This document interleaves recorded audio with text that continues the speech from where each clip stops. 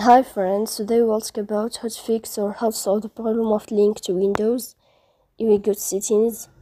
Here in this page you can go to apps, default apps, app settings. On above you can search about link to Windows and you will enter.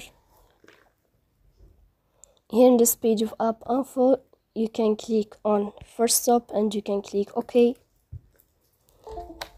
Here in this list you will click on storage. After that you can go to clear cache, but pay attention, don't click clear data because that can delete your account or can cause you errors in your app. So please don't forget to support us by like and subscribe. See you next time in another video, and thank you for your attention and your watching.